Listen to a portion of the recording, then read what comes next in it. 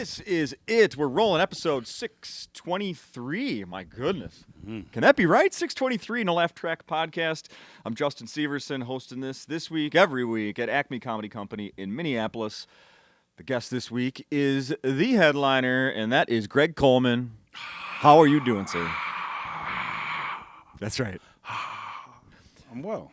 Have you heard this thing going around recently where people are like, I meant to research this and have more details, but we're just going to go off the fly here. That how are you doing is not like actually a good greeting to people because a lot of people, because we don't answer honestly. Or if you do, then it like really like, oh shit, I wasn't actually asking. I just was like trying to be nice. You know what I mean? Yeah, people should say, nice to see you. Yeah. Because how you're doing is a loaded question right now. It is. I mean, it's like I just did it to you, and then I'm like, it's not even what I'm. I mean, I am asking, but I'm. Yeah, because it's like, and especially now, if you're looking at the timestamp, you got to kind of ask that question with a little bit of gravitas and like, how you doing? You know, considering. Like, right? I feel like every start of conversation in the Twin Cities feels like HR is around because you got to do. Like, you got to lay the groundwork to let people know what side you're on. Yeah, you referenced this a little bit last night on stage. Yeah, a little bit. Yeah, comparing it to, like, 2020 with the George Floyd stuff going on. But you were getting the questions. How you holding up? Yeah, how you holding up? And it was tough to be like, I'm actually on the golf course. You know, I'm doing, like, overall it sucks. But, I'm writing on the TV show and I'm on a golf course. It's, but considering. Yeah. Considering. Yeah. I ran into, I was working the Wild game last week, and I ran into Chad and Kelsey. Yeah. I hadn't seen them in a while. And first thing, how are you doing? Yeah. They asked me, and I'm like, well, witnessing the, what's happening in society, it's pretty, and then I'm like, that's not what they want to know, but that's completely what is on my mind right now. Yeah, it's the further you live out from the city, the more it's like, hey, how are you doing? It's a generality. It's like, True. Yeah, they live in Minnetonka. So, no, I'm just talking. I love you, Chad and Kelsey. I saw them a couple weeks ago, too. And it was, hey, what's up? How you doing? Yeah. So, I don't know what the right question is. What's up? Sup? Yeah, sup, brah? Sup, brah? Sup, brah? What's cracking? Like, that's what I like to do. Like, yo, what's cracking? Dude. Sup, dude. We should probably be outside right now. It's the first day above freezing in like 3 weeks here in the Twin Cities. You're right. Yeah. Yeah, people should go outside. It's been I don't so think we freaking need cold. to go outside right now, but we can look out the window. Who at your house? Who's in charge of the thermostat? Uh-oh. Yeah, you already know the answer to that. It's not me. It's definitely not me. 24 hours a day at sleeping temperature and during the day temperature. Yeah, like she looks online. She's like, this is the temperature that, like, she doesn't look at the thermostat like it controls heat. It's how much money is going into it, which is kind of like on the flip side. She's kind of the dad. Interesting. Like, 'cause the dad be, hey, shut the windows. Why y'all wasting? And I'm like, AC with the windows down, dog. We only live once. No. You know what I mean? No. Yeah. I'm moving in with your wife, and you can you can move over to Hudson with mine. You guys can have that any temperature you want. Heck yeah. And I'm into saving money. Yeah. Yeah, but I like it a little cool at nighttime. Like, I like a little window crack. You know what I mean? Just a little bit. A little snuggle. It's hilarious to me how that is such a can be a house divided of like yeah. But there are no non-negotiables. I do get the fan 24/7. Oh, okay. Yeah, because fan. of the sound, or you just because of my blackness. It's just a piece of just black dudes got to sleep with fans. You white girls out there know what I'm talking about. They all do. There's a lot of them. That's how you can. That's how you can tell if she dates a black dude. But excuse me, have you ever slept with the fan on? And she was like, and was it not your choice? And then she's like, yeah, she buys Jordans. There you go. I should write that down. I'll write that. We'll talk about that tonight. So what you just did right there, I love when that happens. I'm going to point out just because it just happened. I love when that happens. I mentioned this last week too. And Neil Justin from the Star Tribune, who was at the club last night. Yeah. He was asking me. He did an article recently about comedy podcasts, and one of the things I told him that he didn't use, but I love it when what just happened right there. When we're talking about something and you say something, you're like, I might use that. Yeah, I love I love like thinking that I'm just even a tiny part of like it's a part. That's lobbing where, like, something most to you. Of the You're things like, happen. oh, I just fucking love that. Yeah, I love that. So when it's the title of your next album in a year, yeah, I just want to thanks in the credits. That's all right, yeah, no, I got you for sure. Thank you. Thank you. Let's see. Don't die. Then I got to put the shout out at the beginning. Shit. Yeah, good point. I'll do my best. In memory of. I will do my best. Let's see. I'm going to ask you this, and hopefully you're not going to start crying. Did you invest in crypto? I did not. Because have you seen what's happened to Bitcoin? I'm not an expert. I don't know anything about it. I have a little bit, just because somebody told me it might be worth something someday. Yeah. It has crashed considerably recently. Like it's like GameStop and all those dudes is like, I stayed away from it. Yeah, the crypto bros are very concerned today. If you have one in your life, a crypto bro, you should send them them a message checking just on thinking them about today. you. Yeah. Hey, yes. I'm just thinking about you and your digital wallet. That's unfortunate. I mean, because whether people call crypto a phase or blah blah blah, it would, like, if you look in the grand history of it, it's an attempt at change, whether for the good or the bad. Yeah. But you know what I mean? People's livelihoods are connected to crypto. And not all people involved in crypto are like super crypto bros. You know what I mean? Like, there might be a couple people out here where you're like, all right, I had $5,000, I threw it in there. It looked like it was gonna be something. And it's just like the extra option. You know what I mean? Like, I do appreciate an extra option of just in case something goes left. Sure. What have you invested in? Nothing. Beats. Yeah, I diversify. I got a little bit of over there. I don't know where they're at, but I was just like, here's $25. Make it work. Fair enough. Yeah. Yeah, that and a couple I'm investing in amateur athletes. Oh, your children? Yeah. Yep. Right there. Try to get some of that NIL money back, baby. There you go. My youngest just started playing hockey. What would you think if one of your kids started playing hockey? You for that? Has there been a hockey player in the Coleman family? Not outside of me. Like, and I play like pond hockey, and I never I went to Minnehaha, so I know how to skate and do white people shit. But I was never on the team because it was basketball. But I could skate, and like in my 30s, I would go down to Kenwood Pond and just mess with people. Really? So I know like the basis of hockey. I respect it as a sport, but as a parent who has to pay for it, I would racially shame them. What are you doing? This must be your mother's side. And she ain't even white, so what the hell did we do? Yeah. What? I'm shaming them into the cheapest activities possible with the highest return. Yeah. Yeah. Uh-huh. I mean, and that's probably what? Basketball. You just need a ball. Yeah. Well, see, that's the thing, though. I think basketball is getting just as expensive as hockey nowadays. That's true, but it's all about the camps and And I'm very anti that. I don't want to I could do a whole pod on that stuff, on that involvement, just because it was like, and I know it's different. Of course, we gotta put the age stuff in there, but it's like I did community basketball, community baseball, like high school basketball in the high school. Like I did the high school. Like I had the option to, hey, do you want to do traveling baseball, or do you want to do? And it was like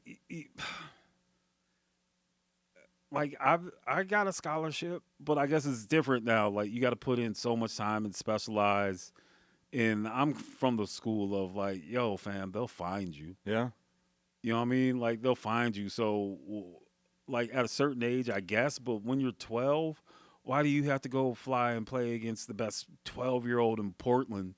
Because at 14, Also, think could about all how be many of done. those kids aren't making it. Where those Yeah. parents are pouring all that money into that shit, Yeah. and then they're not going to be the star. Yeah, they're not. Most aren't. Yeah, no, most are not. Yeah. And it's like, even, okay, like my best friends, my nephew's in the league, right? And he did all the AAU stuff, but since 4 years old, we all knew he was going to make it in the league. Like, not even, like, so it's like they could have, like, okay, Who's that, that's the Suggs? best. Yeah, Suggs. Like, Yeah. just, like, we were, like, in 6th grade, we're like, okay, this kid, like, we're actually sweating playing defense, and it's like, all right, yeah, yeah, we'll take the trips, we'll take the loans, Yeah. we'll do the, yeah, he's gonna make it. Yeah. But for like some kid, like even I knew early on, I was like, oh, I am giving D2 effort. Like I watched some film, and I was like, oh, fam, my heart's not in football. Like I'm good enough to get a scholarship and be somewhere, but this isn't like I got to go to class. Now, I imagine, and maybe I apologize if I've asked you this before, but growing up with a father that was a professional athlete, uncle professional athlete, you must, like, I grew up in St. Paul, but my grandpa, who was like my hero, was a farmer. Yeah. At one point in my life, I wanted to be a farmer and live on a farm. Yeah. And then when my grandpa was like, well, actually, I'll be giving it to your Uncle Randy, I was like devastated. Like, what I want to be just like you. And I thought this is my birthright for some reason. And my mom's the oldest. She grew up on this farm. So I'm just thinking, like, at some point in your life, you were like, I mean, here, look at this.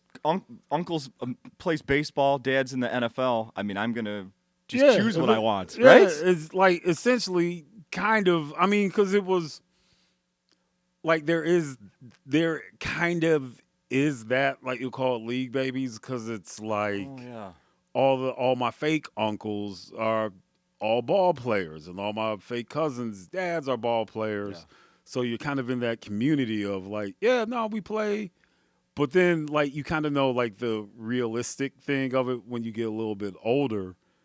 But also too, I did some dumb stuff like. I chose not to punt. Like now I'm looking back at it like, you dumbass, but I was like, nah, I just want to hit. I want to be my own person. And now it's like, yo, fam, you still could have been you with, like, I had to watch my pops look at Marquette King and, like, give him hugs. I'm like, oh, man, these are the hugs. Like, he looks at him the way he should look at me, you know what I mean? People like, who don't know who that is, that was another black punter, right? Yeah, he was like the hip-hop black punter who got banned by the league, kind of. And honestly, I kind of look at his career, I was like, that probably would have been me. Like, you know what I mean? Like, even though I kick, I still talk a lot of shit. Yeah. And I would have been the first punter with personal fouls. Oh, that's amazing. I read a thing about your uncle, Vince Coleman, recently, that he once... a pitcher tried to pick him off 17 times in a row. Really? Yeah, that sounds like the 90s and the 80s. In the 80s. Yeah. 17 times. Now, of course, Major League Baseball has a rule that you can only throw over, I think, 2 times. Yeah. And it's a like delay of game or something. Yeah, that makes sense. Yeah. But like I read the thing and it said Willie McGee was on deck and he had to wait like 15 minutes or something like that to get Willie probably started cramping up. Willie's like, I'm 6'8". You know how hard it is to stay loose. Willie McGee's been 47 years old for 39 years. He always looked like an old man. Yeah. Always.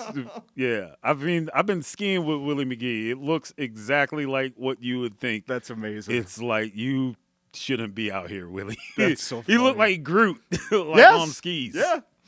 For the record, in that game, Vince Coleman did steal second and third on that play. Yeah, and then got caught stealing home. I guess keep him honest. Yeah, exactly. I bet the pitcher didn't throw it home. Did he throw it home? Or I guess probably.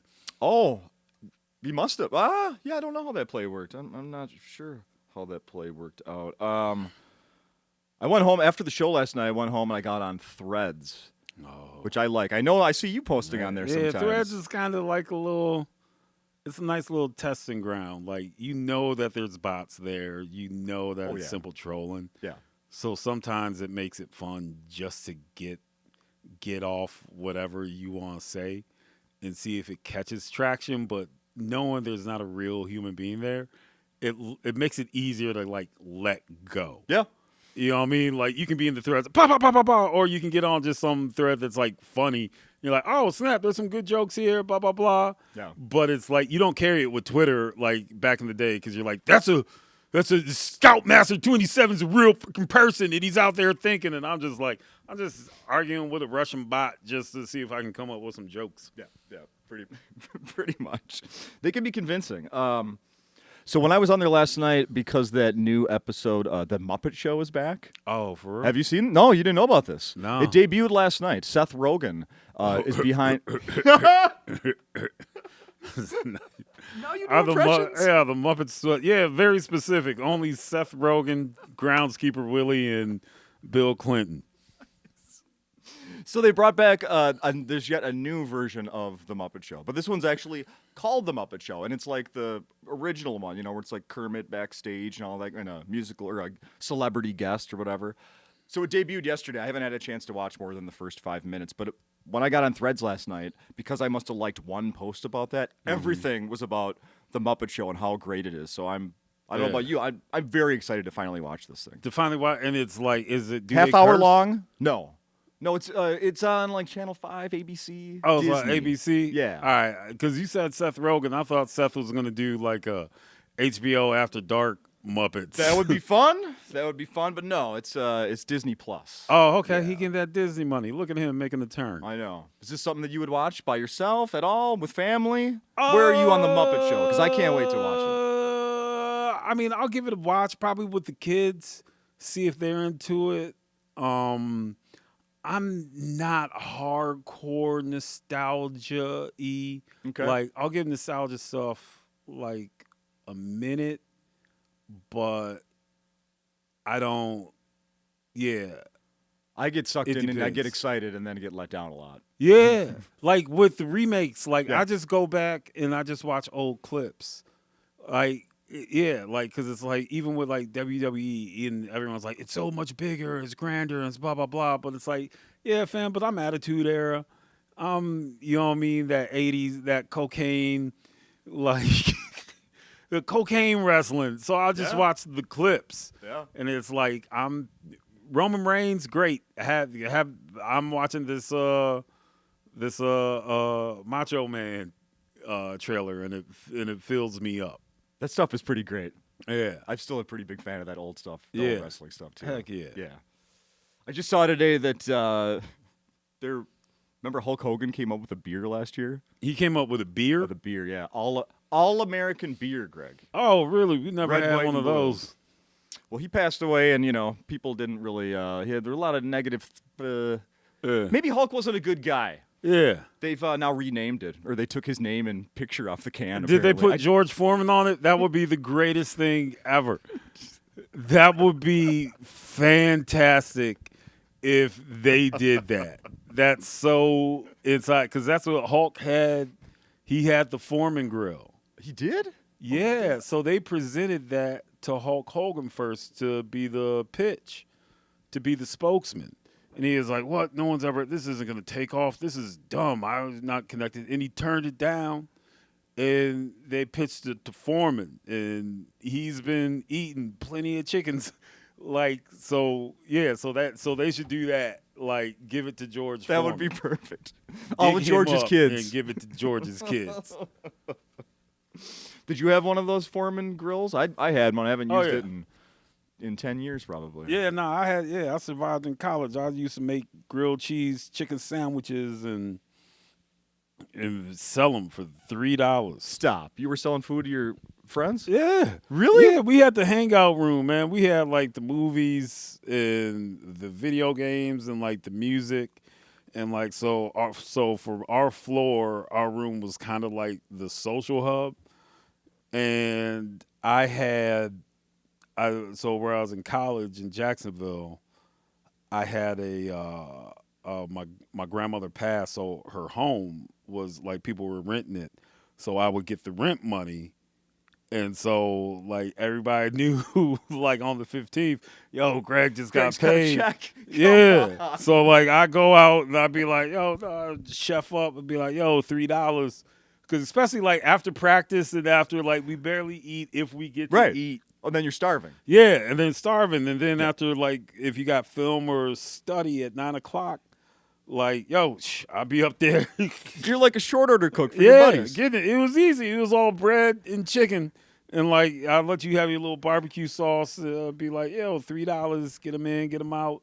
No way. Oh yeah, everyone needed a hustle because I couldn't cut hair. And during the season, it was as hard to get extra money. I mean, like I had some, but I would get more, and it would just kind of give you, like, you get to hang out with people who will kind of be on your terms, because I'd be like, yo, like y'all cool, but y'all a lot of country bumpkins, man. Come get this chicken and get out of here.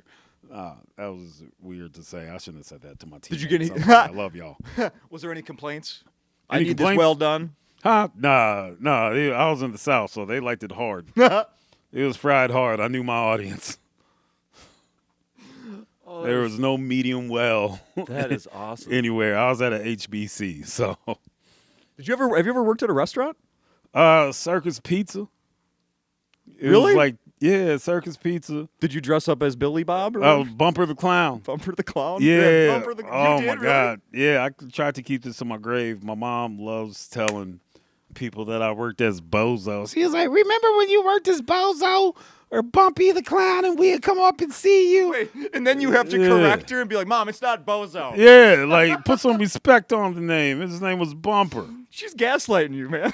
She was, and she likes to bring it up every time. I bet she's going to clip this up and be like, oh, look at this Bumpy. Yeah, that was... So, like, you would... I remember going... Because I was a host, so I would, like, be a real person and be like, take y'all pizza order, and, like, I would do birthdays. Right. Yeah, because they're, like, early on, that was, like, probably... That was kind of my start to comedy. It was like, hey, go talk to a bunch of strangers and get them to give us money, and we're going to humiliate you, but we're going to pay you in breadsticks. Like... Game coins. Yeah, tokens. so it was kind of like, you know, mentally like, oh, okay. And like, yeah, just go talk to these people. And then I'd be like, okay, I'll be back. And then I come out as a clown and get hit by kids. But, you know, I get tipped out. I get tipped out. Yeah, so I didn't mind it either because I was like, I always wanted to work in the kitchen because that's where, like, the cool kids, right? Like, they were listening to Wu-Tang and stuff like that. But I was like, man, I got to be a host. But then, yeah, you got to be a host. You're up there with all the girls and making extra money and tips. And I was like, you know what? Being a host ain't so bad. Get out of here. So, yeah, that was my entry into the restaurant world. Did were they pretty strict about make sure nobody knows that it's you, like at a Disney? I remember I had we had a high school friend that did that at the circus in West St. Paul. Yeah. And I remember one time she left the door open while she was putting some of the costume on, and it was like, we're not supposed to see this. What are you doing? I don't think it was because, you know what's crazy? It was because of the costume reveal, not because she might have been undressing. Yeah, right? It was like, hey, they're going to see your face. Yeah, it was. It was just like shoulders up. Yeah. No, I mean, it was back tucked around, but it, you know, no one ever tried to, like, no, one kid did try to take my helmet off. See? Yeah. Yeah, they did. But I wasn't like, it wasn't like, oh, I want to know my identity. It was like, hey, little effer. You were a professional. Yeah, I kept it. I did keep it professional. And besides, like, all the employees knew because I had, like, the bumper bucks. So I'd be like, yo, get some cheese sticks for yourself. Oh. Get some breadsticks, even though we could get them for free. But, you know, I had all that bumper money. And it's not real anymore. And that's why I have empathy for the crypto bros because I had all those bumper dollars that was in that one place held value. Yes. But no longer. That's so funny. Damn, if you can find empathy for tech bros, I need to remember what strand I'm on because I feel lovely. No, right? Yeah, you just compared those. That was an amazing comparison. That was a little jot. That was well done. Yeah, we'll see if that makes it into. Hey, let's. I'm gonna check the timer. Let's talk about the fact that you weren't originally scheduled for this week. I was not. You were just gonna be chilling. Yeah, I was gonna do Ben Katzner's Drunk Show tonight. Drunk Black History. Oh wow. Yeah, that seems like a real fun show. It was a fun show. It was a great show. Yeah. Because it happened That's already. right. Yeah. Yeah, I was just gonna be chilling. So, and I was telling Lewis this before you got here that like you're the perfect choice for somebody coming in, like, because I know that it was just like a week ago when you were asked to fill in, correct? Yeah. Yeah. You're the perfect choice for that because no one can be on this stage and have silence where you're like, you have everybody in the palm of your hand and there's like 5 minutes of silence and you're just like thinking, looking. Nobody else does that, Greg. Well, they probably had time to write jokes. But my point is that it works for you. Like, no, can't think of anybody that can pull that off as good as you can. Like, you know, I think you said on stage last night, well, Lewis asked me to fill in. I was like, man, I haven't been writing stuff. But it was great. It was a great show. It didn't matter. It just felt, I felt like whenever the city's in turmoil, they bring in the reliever. Like, once people start getting shot by police, they throw that Batman sign up there, like, who can deal with this shit? I mean, even what you were saying about current events on stage last night, like it was like you did a really, really good job. And I appreciate it. I don't know who else would be able to do that, you know. And the original headliner this week was going to be a national act, which probably would have been great, but would have been completely different than what you're doing. Yeah. And your vibe and your message, and then you're local. Yeah. You know, and there is a lot of shit going on here right now, you know. Yeah, I mean, it was I was grateful because it was like, oh, all right, yeah, cool week, and then I thought about I was like, oh man, this week, okay, all right, and then you just kind of slow down and I think about the stuff I tried to say or want to say when I'm not excited. Okay. You know what I mean? Because if you're excited and you can just turn preachy, let's rock this. We could just turn this into, for all intents and purposes, like a fuck ice show concert. Oh yeah. Which has its place. But yeah, I don't know. I just felt like, I'm here. We're here. Let's talk about some of the things I feel like I've earned, some trust. Yes. Absolutely. In just working it out. And there's tension, and I'm okay with tension because it's supposed to be. Maybe this is just what we're supposed to hear. It felt. I don't know, not to it felt good. Like, it felt like this lady, it was weird. She gave me a hug. And it made me feel like, kind of like, oh, it's stuck with me. After the show last night? Yeah, after the show. And it was just like, she was like, the laughs was the hug I needed right now. I'm like, oh, shit, okay. Dude. Like, and people felt real appreciative. And, like, they were. I was like, man, they are. Like, they're giving, like, the laughs. Because there's some shows where people just laugh. And it's like they're waiting for you to get to the next thing, impatient. But everyone last night just felt patient. It was a really good crowd. Yeah. Like it was patient. So, I'm used to the stage. This is my home room. So I'm like, all right, like I took what they gave me. Yeah. I didn't try to fill it too much with like, well, I got to say something. It's like, oh man, like let's take a beat, because we think about all the stuff that we're seeing. We're not taking beats when we're doom scrolling, when we're having conversations. You're so right. And it's just like, and it's obscene. Mm-hmm. You know what I mean? And I think that there's enough to go around to touch a couple different sides, or maybe sides that you're kind of silent about now because there's something to be louder about. Mm-hmm. But then also seeing reversal in like, yeah, man, this is what the fuck we were doing all those marches for, when people are like, oh shit, this could happen to me. Like, that's a big thing, and they're responding how, appropriately you should. Yeah. But also there's enough to like self-identify, and like I think you'll get something. This one might not be for you, which is fine.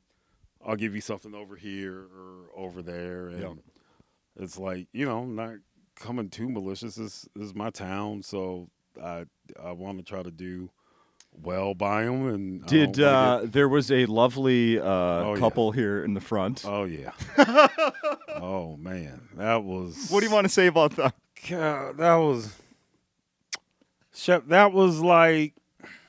I think that's because I paid tithes. And God was like, "Here goes your gift, right here, in the front row." Because I saw her walk in. I was like, "Oh, okay." And then when I saw where she's at, I'm like, "All right, right next to that." I'm like, "Oh boy, yeah." Like we got to, because those are the conversations I know that they're having at home, or in their car, or their friends are having kind of about them behind their back. Like it literally did. I was like, "You look like an off-duty ICE agent who's taking." Like it's like I didn't write that. It was just like, oh, yeah. And the thing was like they were good. They were cool. I think when I kind of pick at people in the crowd, it's never to make them feel completely embarrassed or ostracized, like a silly, like I'll do a cheap jab, like I did a Subaru jab, but they were like, I was like, no, it's tested. I know lesbians who have Subarus. I'm not like just being mean. Right. Like, Oh, that was fantastic. Yeah, it was. I just like to. I think my wife and I both, when she got up, like during the show to use the bathroom, so I think both my wife and I were like, Jesus. Whoa. Like it was. Oh. There was a very attractive black woman in the front. It was. Yeah, I mean, it not even like it was just like she was a stunning, like show stopping, like even everyone was like, oh damn, in the most respectful way, properly of like, hey man, good job right there. And this dude, I have more. I wanted to find out, and it was great too because he looked how he looked. And with the little braid in the back, they both looked like immigrants from. She was the motherland, and he was the white motherland, the Big Islands. He looked. Like he'd be my cousin. Yeah, he looked like Leif Erikson, kind of a little bit. He's my cousin. Yeah. Oh, that was so great. Oh my God, that was so great. We should wrap this up here. People need to come to your shows this weekend. Which halftime show are you going to be watching on Sunday? Are you going to watch the Bad Bunny, or are you going to go over to Kid Rock? Oh, I'm gonna have Kid Rock on my phone. I mean, Ball with the Ball, man. It's an American classic. It's the only time that I would seek that song out if it's bombarded on me. Like that thing is so. Like we want to represent America and our values. Let's get Kid Rock. Nope. Kid Rock. Like that's your choice. That's your choice. The guy that shot up the Budweiser beers. Yeah, that guy. To prove a point. Even before that, even when Kid Rock was popular. He was seen as an outsider because he was considered too black to be fully white.